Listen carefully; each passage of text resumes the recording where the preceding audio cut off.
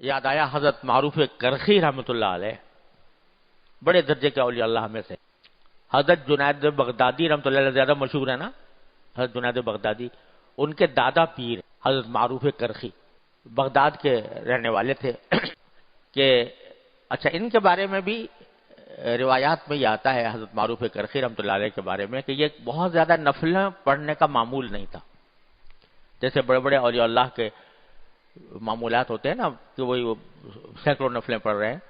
اس قسم کا معمول نہیں تھا حضرت معروف کرخی رحمۃ اللہ علیہ کا، لیکن اللہ تعالیٰ کے ذکر و فکر کا معمول تھا،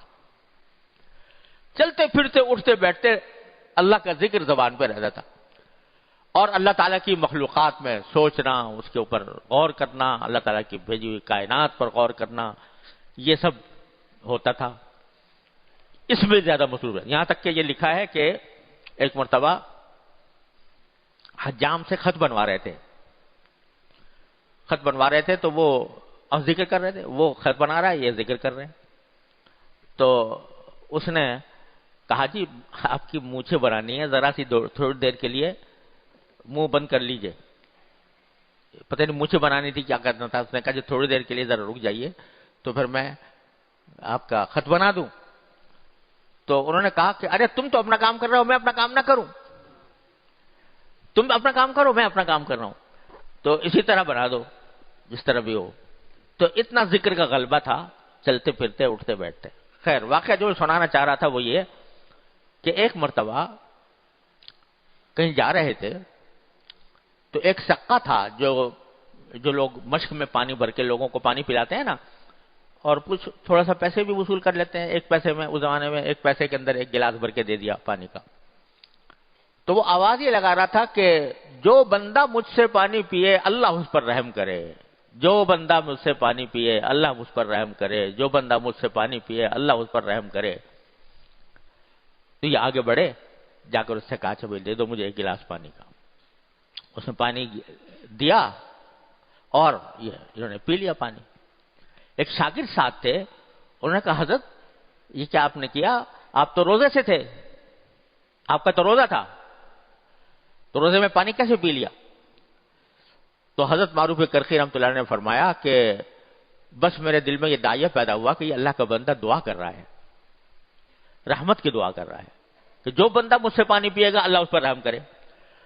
تو پتہ نہیں اس کی دعا اللہ تعالیٰ کس طرح سن لے، تو میں اس کو جا کر اس سے وہ پانی پیوں گا تو اس کی دعا مجھے لگ جائے گی، دعا مجھے لگ جائے گی، اور دعا لگ گئی تو کچھ پتہ نہیں اللہ تبارک و تعالیٰ کہ ہاں مجھ پر کس قسم کی رحمت ہو جائے۔ تو اس لیے میں نے پانی پی لیا، اور میں نے سوچا کہ روزہ تو ایسی چیز ہے، نفلی روزہ ہے، نفلی روزے کو بعد میں قضا بھی کیا جا سکتا ہے، لیکن پھر پتہ نہیں اس آدمی کی دعا مجھے ملے یا نہ ملے۔ کوئی بہت بڑا بزرگ ولی اللہ نہیں تھا بظاہر، کوئی بہت بڑا صاحب درجات نہیں تھا، سقا بہشتی پانی پلانے والا ایک عام آدمی، اس کی دعا لینے کے لیے اپنا روزہ توڑ دیا حضرت معروف کرخی رحمۃ اللہ علیہ۔ اس سے کیا باتیں معلوم؟ دیکھو ہر ان بزرگوں کے ہر واقعے میں کچھ سبق ہوتے ہیں، تو اس میں ایک سبق تو یہ ہوا کہ کچھ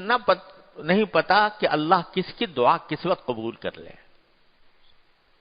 ایک آدمی بالکل بے حیثیت نظر آ رہا ہے، دیکھنے میں کوئی حیثیت نظر نہیں آتی، لیکن اللہ کے ہاں اس کا کیا مقام ہے،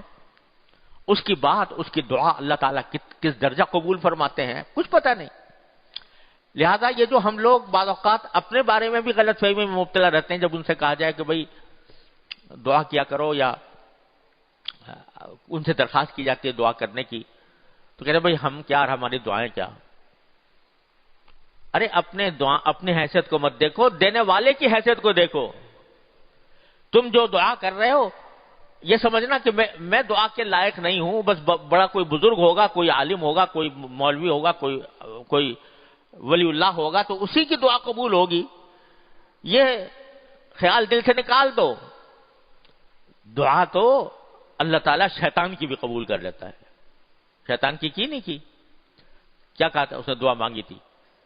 اس نے دعا مانگی تھی کہ یا اللہ آپ مجھے مردود تو کر رہے ہیں، لیکن مجھے قیامت تک کے لیے زندگی دے دیجئے کہ پھر میری موت واقع نہ ہو۔ اللہ میں نے اس کی بھی قبول کر لی۔ تو یہ سمجھنا کہ میں گناہ گار ہوں، خطا کار ہوں، لہذا میری دعائیں کیا، میں دعا کروں گا تو وہ کہاں قبول ہوگی، یہ خیال دل سے نکال دو، اور خیال دل سے نکال کر اپنے کو مت دیکھو، دینے والے کو دیکھو۔ میرے حضرت عارفی قدس اللہ تعالیٰ سر رہو بہت پیارا شعر پڑھا کرتے تھے کہ کوئی جو ناشنا سے ادا ہو تو کیا علاج، کوئی جو ناشنا سے ادا ہو تو کیا علاج، ان کی نوازشوں میں تو کوئی کمی نہیں، ان کی نوازشوں میں تو کوئی کمی نہیں۔ حضرت حکیم الامت مولانا تھانوی رحمۃ اللہ علیہ ایک مرتبہ اسی بات کو بیان فرما رہے تھے، دعا کرنے کو، خوب دعا کیا کرو، خوب دعا کیا کرو۔ تو اور دعا اللہ تعالیٰ کے ہاں بڑی عظیم چیز ہے۔ تو حضرت مجذوب صاحب رحمۃ اللہ علیہ جو حضرت کے بہت ہی لاڈلے قسم کے خلیفہ تھے، تو انہوں نے کہا کہ حضرت ہاں یہ فرمایا، جملہ یہ فرمایا حضرت تھانوی نے کہ اللہ تعالیٰ کے ہاں جھولی پھیلانے والا ہو کوئی تو اللہ تعالیٰ کے ہاں دینے میں کوئی کمی نہیں، جھولی پھیلانے والا چاہیے۔ تو حضرت مجذوب صاحب بیٹھے تھے، انہوں نے کہا حضرت کسی کے پاس جھولی نہ ہو تو کیا کرے، جھولی نہ ہو تو کیا کرے؟ فرمایا کہ جھولی بھی انہی سے مانگے، کہہ دے کہ یا اللہ مجھے پاس تو جھولی بھی نہیں ہے، مجھے دعا مانگنا بھی نہیں آتا، تو اے اللہ اپنے فضل و کرم سے آپ عطا فرما دی۔ تو ان کی نوازشوں میں تو کوئی کمی نہیں، بندہ کیسا ہی ہو، خطا کار ہو، گناہ گار ہو، صاحب ایمان ہو، تو اللہ تعالیٰ اس کی دعا رد نہیں فرماتے۔ یہ نہ سمجھو کہ ہم کیا ہیں جو دعائیں ہماری قبول ہوں گی، تم اپنے کو نہ دیکھو، دینے والے کو دیکھو، وہ کتنا دے سکتا ہے، کتنا دیتا ہے، اس دعا کا اہتمام کرو۔ اب مجھے اپنے والد ماجد رحمۃ اللہ علیہ کی ایک بات یاد آ گئی، بڑے سبق کی چیز ہے ہم جیسے نام نہاد مولویوں کے لیے۔ حضرت والد صاحب رحمۃ اللہ علیہ، اللہ تعالیٰ ان کے درجات بلند فرمائے، مفتی اعظم پاکستان اور صاحب معارف القرآن، ساری زندگی فتویٰ کی خدمت انجام دی، ساری زندگی حدیث کا درس دیا، ساری زندگی وعظ کہے، لوگوں کو دین کی طرف بلایا، ان کی مجلسوں میں بیٹھ کر ان کی صحبت اٹھا کر لوگوں کی زندگیوں میں انقلاب آیا۔ ایک دن مجھ سے فرمانے لگے، مجھے یاد ہے کہ میرا عجیب معاملہ ہے، جب میں کہیں گزر رہا ہوتا ہوں اور کوئی وائز واز کہہ رہا ہوتا ہے، کوئی بھی وائز، تھوڑی دیر کھڑا ہو کر اسے ضرور سن لیتا ہوں، تھوڑی دیر کھڑا ہو کر ضرور سن لیتا ہوں، اس لیے سن لیتا ہوں کہ شاید اس کے منہ سے کوئی ایسی بات نکل جائے جو میرے دل پر اثر انداز ہو جائے اور میری زندگی میں تبدیلی پیدا کر دے۔ اب اتنا بڑا مفتی اعظم جس کی بیان سننے کے لیے لوگ جو ہیں وہ ترستے ہوں اور منتیں کرتے ہوں کہ آپ ہمارے ہاں آ کر بیان کر دیجئے، وہ ایک معمولی وائز جلسے میں بول رہا ہے، مسجد میں کہیں گئے ہیں وہاں پر کوئی بیان کر رہا ہے، تھوڑی دیر کھڑا ہو کر، کیوں؟ کہتے ہیں میں اپنے آپ کو کسی کی نصیحت سے بے نیاز نہیں سمجھتا، میں اپنے آپ کو کسی کی نصیحت سے بے نیاز نہیں سمجھتا، چاہے میرے پاس اگر زیادہ لمبا وقت نہیں ہے پوری بات سننے کا تو کم از کم تھوڑی دیر کھڑے ہو کے سن لوں، ہو سکتا ہے کوئی کلمہ ایسا کان میں پڑ جائے کہ جس سے میری زندگی میں فرق آ جائے۔ تو حضرت والا تو یہ اس پر یاد آیا کہ دعا بھی اسی طرح، کہاں معروف کرخی اور کہاں ایک سقا جو